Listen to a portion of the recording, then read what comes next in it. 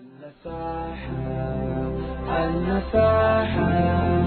تبسابة كذكريكسا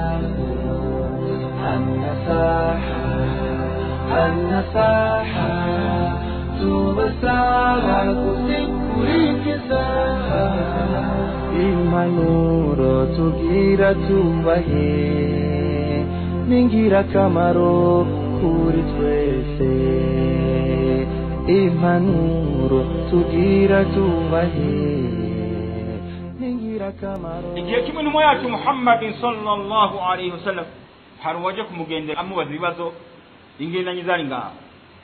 Wa muntu ashitse atangura kujugumira avuga amajambo adatomora kubera icyubahiro yabona umuntu yacu Muhammad. Hariho abantu bagira icyubahiro ku buryo bw'uko bagira igitinyiro ukumva no kumuvugisha yuko uza uhera icyo kirondero ricisha bugufi naho kiri.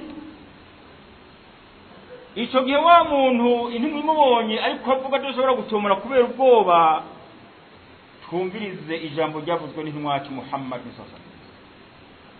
Yamubwiye ati hawinare turura cisha bugufi, ntugire ubwoba, fa inni lastu bimalik, kuko jewe sindi umwami.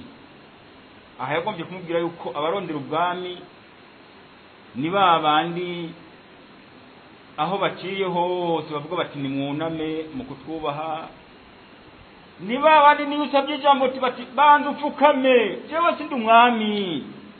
Wa innama ana ibn imra'a, jewe ndi umwana yabyawe n'umukenyezi. Agomba kwerekana yuko we ataje nk'igitangaza cyuko abantu bamutinya ngo ntibamwegere ntibashobora gutomora amajambo. Jewe navutse nk'abandi babyagwa n'abakenyezi. Kana ta'kulu al-qadida bi Makkah, uyo mukenyezi yanyibarutse yari umukene, yarya inyama z'imiranzi, nizanyama usiga umunyu hari mukazanikira zikuma, nizo yarya. Yari umukene nk'abandi, nta bwami rero namwabuye ko nta n'ubutunzi bwotuma ugira ubwoba bukunyubahuka. Iyo nyigisho n'umwacu Muhammad sallallahu alaihi wasallam atanze itwereka ko ukwicisha bugufi bidasigura kwisuzuguza. Ukwicisha bugufi ahubwo niho harimo cya kintu abantu bakubona ko utakibona byajunja. Hari umuntu urabuka avuga ati mbega uyu muntu gayemwe, ukumva araguteye akoba kukugorungu no muturukira mu mubazi kibazo canke muyage. Icyo cyubahiro rero kirahambaye, ni nayo ndishira bicisha bugufi ku Mana Allahu jalla jalaluhu. Ariko kandi ngaho ubashwe muri cya cyubahiro nyine wahawe, ntibikubera ingira mu bari kuvuga ati ntubone ko banyubashe reka rero nishime. Aha niho hari ubupindo kumwemera Mana.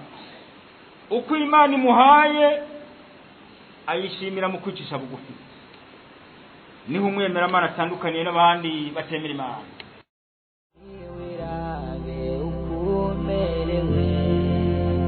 N'imyaka irakujanye, niwirabe ukomerewe, n'imyaka irakujanye, gira vuba wemera Imana imirudenge, hataragera ko bitabira kurenge, niwumve isoni kubamira ibigirwamana bitigera bivuga. An-nasaha